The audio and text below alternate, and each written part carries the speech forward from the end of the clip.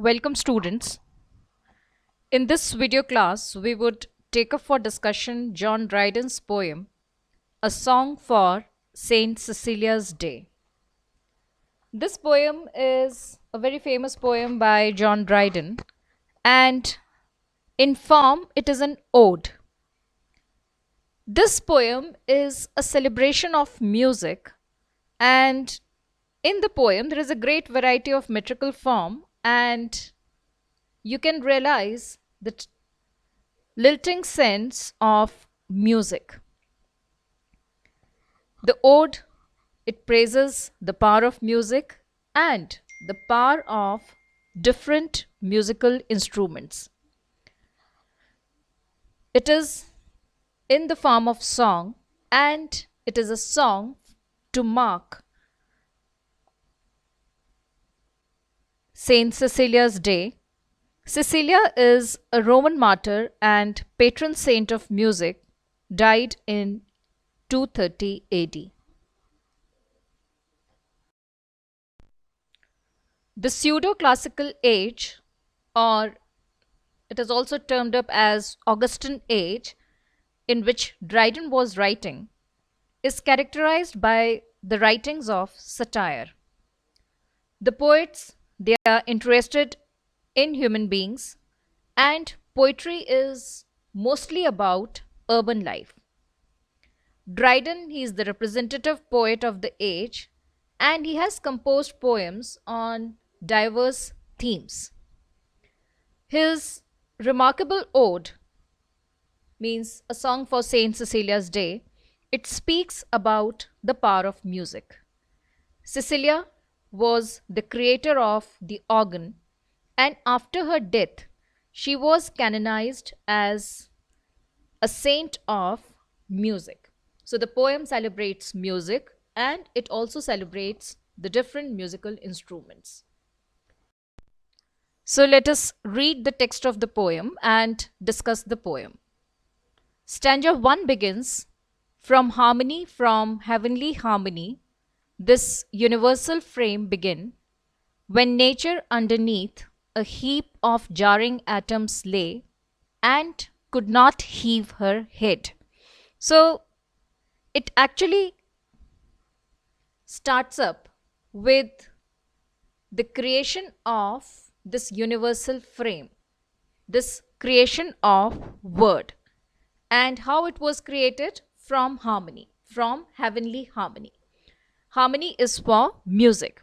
So the poet says that it was divine music that created an order in which this universal frame it started. And before the creation was being made, nature underneath a heap of jarring atoms lay. Means there was chaos, there was no order was created, and because these atoms, they were in a jarring condition, they were in a warring condition, so they could not lift their head. Stanza 1 continues, "The tuneful voice was heard from high, arise ye more than dead, then cold and hot and moist and dry, in order to their stations sleep, and music's power obey." So how this word was created? It was created by the divine music. The tuneful voice from heaven was heard, and these elements which were in a jarring condition, which were in a warring condition, so whether it was cold, hot, moist and dry, means all the four elements together, they gained their order, to their stations they jumped, to their positions, obeying the harmony, obeying the music, obeying the tuneful voice. This word was created when all these elements, they left the chaos, they left their wars, and positioned themselves to their respective states. And this word was created because the power of music, it was being obeyed by the four elements, and they created the earth. So the poem continues, "From harmony, from heavenly harmony, this universal frame begin, from harmony to harmony, through all the compass of the notes it ran, the diapason closing full in man. So, this creation was done entirely because of this divine music, because of this order, because of this harmony. So, this universal frame, this universe, it was created because of music. And from harmony to harmony, the various process of creation was being done. And this creation concluded in the creation of man, means it closed when man, the highest being in this order, was being created. So, in the first stanza of the poem, the poet says that it was divine music that created an order among the elements of air, fire, earth, and water. These elements, before this creation, they were floating and fighting against one another, and they were in an utter chaotic state. What music did was that music harmonized them, and because of this harmony, the word was created. When the highest note it was played, man was created. Therefore, the universal frame, it has been created by the power of music, and even the elements, they obey the power of music. Stanza 2 reads, what passion cannot music raise and quell? Quell is to subside and raise is to lift. When Jubal struck the corded shell, his listening brethren stood around and wondering on their faces fell to worship that celestial sound.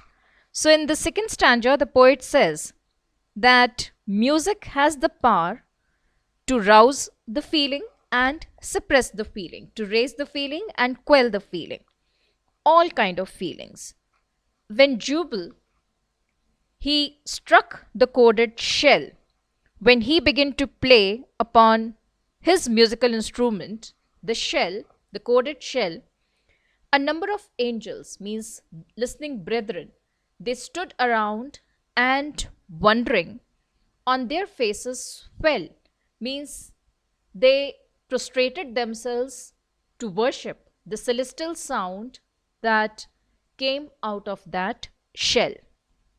So they were affected by the heavenly sound and prostrated themselves. And why they prostrated themselves? Because the poet says, less than a god, they thought there could not dwell within the hollow of that shell that spoke so sweetly and so well. What passion cannot music raise and quell? So, why they prostrated themselves? Because they thought that God lived in the hollow of that shell, in hollow of that musical instrument. Because the voice that was coming out of that musical instrument was so sweet and it was so well. So well means it was so perfect. So music, it is so powerful. It has so much power that all kind of passions, all kind of feeling, music can arouse and music can subside. The poem reads, the trumpet's loud clangor excites us to arms with shrill notes of anger and mortal alarms. So, in this stanza, the poet, he writes about the different musical instruments, beginning up with the trumpet. And the effect of the various instruments, it follows in the following stanza. So, the poet says that different musical instruments, they have their effect, different effects upon the listeners. The loud, harsh sound of the trumpet, and what kind of a sound it is? It is clangor. It has shrill notes of anger. So, with its piercing, with its angry note, with its harsh sound, it rouses man to war. And it gives us mortal alarms, warlike feelings. In the next lines, the poet says, the double, double, double beat of the thundering drum cries, hark, the foes come. Charge, charge, it's too late to retreat. So the poet says that what is the effect of the drum? That the double double double means the continuous beat of the thundering drum make the listener feel. And what is the feeling that comes to us when we listen continuously to the sound of the drum? That the enemies has come. Foes is for enemy. Hark is to listen. So the sound, it gives a cry. And what kind of a cry it gives? That listen, the enemy has arrived. Charge, charge, it is too late to retreat. Retreat is to come back. So, retreat is not possible, coming back is not possible, enemy has come near. So, you should be charged. These enemies, they ought to be attacked. You have to attack the enemies, you have to face them because now the time has gone. You cannot come back. So, the trumpet as well as the drum, they excites us to attack, to arm. In stanza 4, the poet says, the soft complaining flute in dying notes discovers the woes of hopeless lovers whose dirge is whispered by the wobbling lute. So again, it writes about the effect of the musical instrument, and the instrument it talks about is the flute. So the flute, it has a pensive music. It is complaining and complaining in a soft voice. And the notes, they are soft, they are dying, and it discovers the woes of the sadness of hopeless lovers, disappointed lover. And the end of that relationship is whispered by the lute, the wobbling, the soft sound of the lute. So lute and flute, it actually means in a very soft tone. They expresses the sadness of the disappointed lovers. The poem continues, sharp violins proclaim the jealous pangs and desperation, fury, frenetic indignation, depths of pain, and height of passion for the fair, disdainful dame. So, the sharp violins, the sharp sound of the violin, the loud sound of violin, it expresses the pain, the pangs, jealous pangs, and desperation.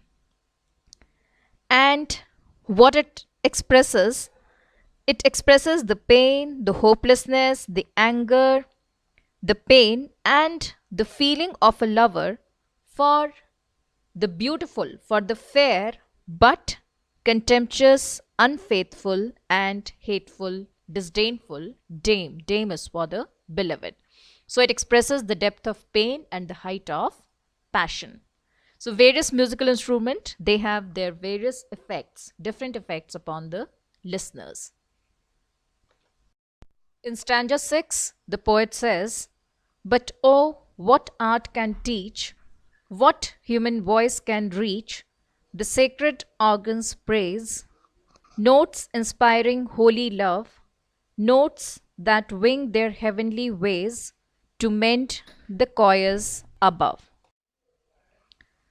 So the poet says that no art can teach and no human voice, means the melody of voice, cannot reach the sacred organ's praise, the organ which was discovered by Saint Cecilia.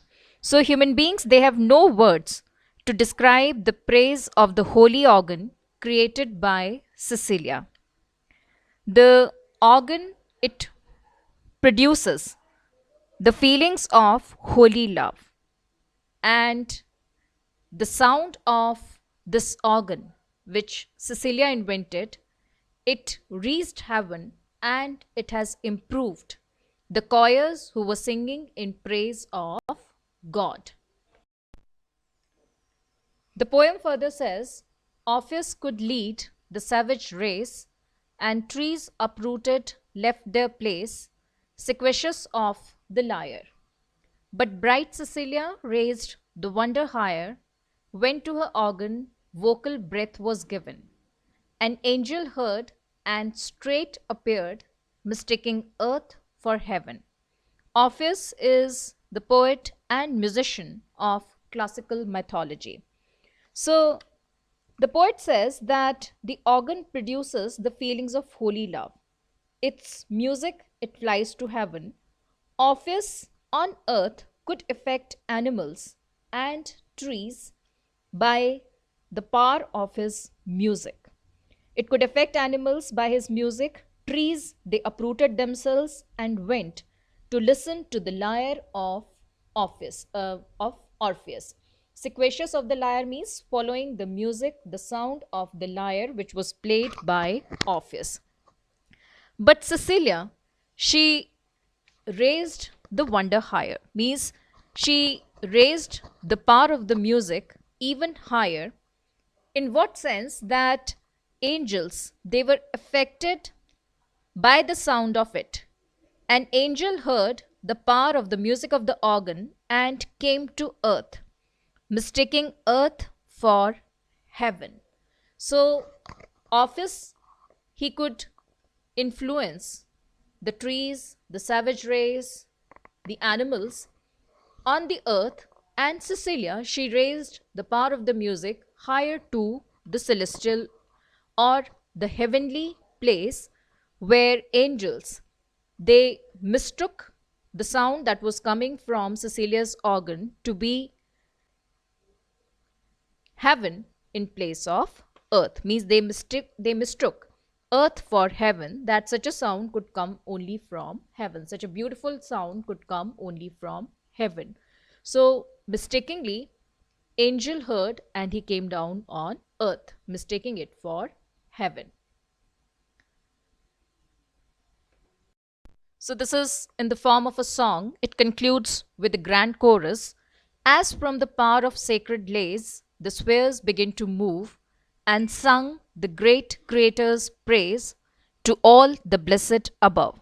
So in the grand chorus, the poet says that because of the power of the sacred lays, because of the power of the sacred music, the spheres, it begin to move, the elements, they begin to be stationed in their respective position and singing the great Creator's praise to all the blessed above.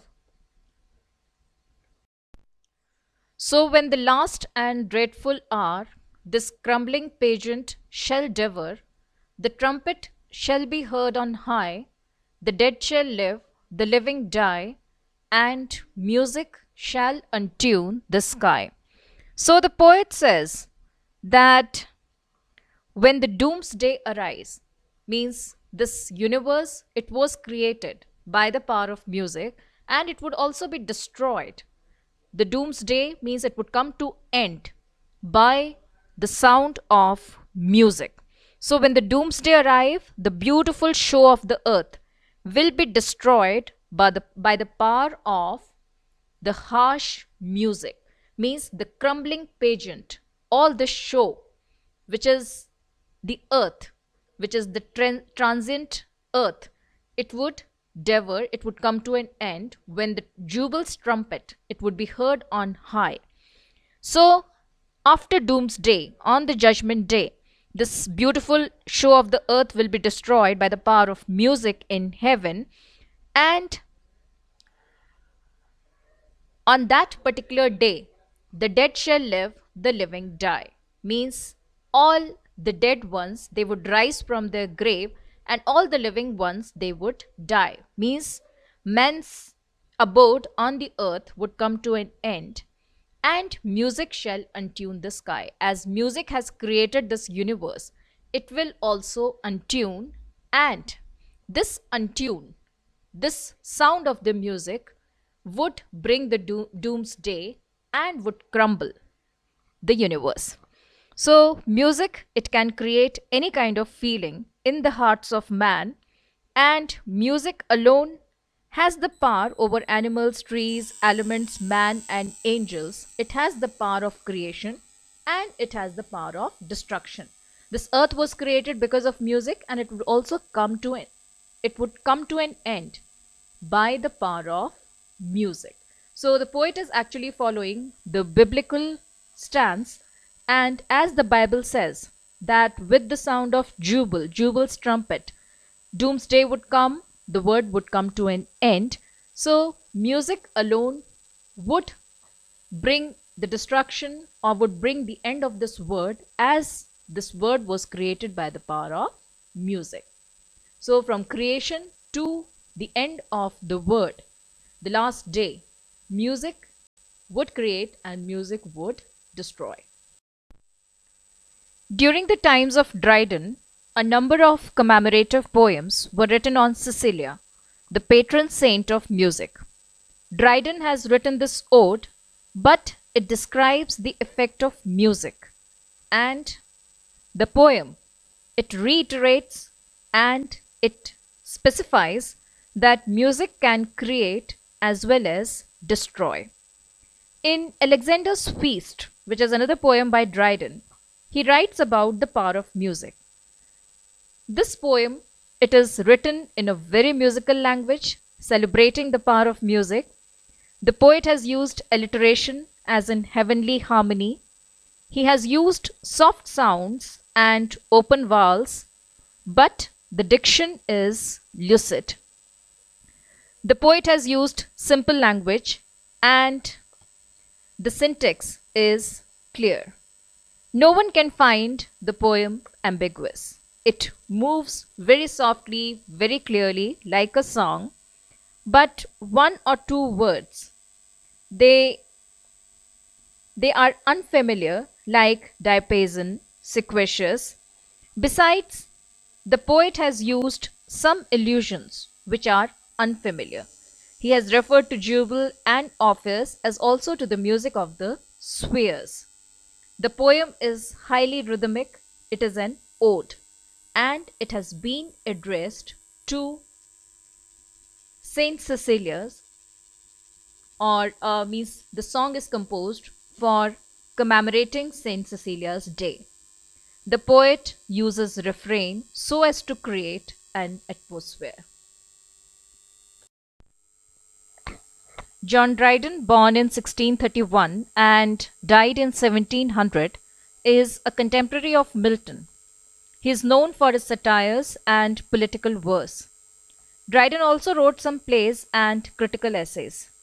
John Dryden belonged to the Restoration period, and it reflected the religious and the political uncertainty in his works.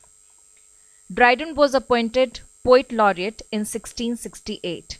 So the fluctuating political alliances from Cromwell to the monarchy and changing religious affiliations from Puritanism to Roman Catholicism laid a great influence upon Dryden.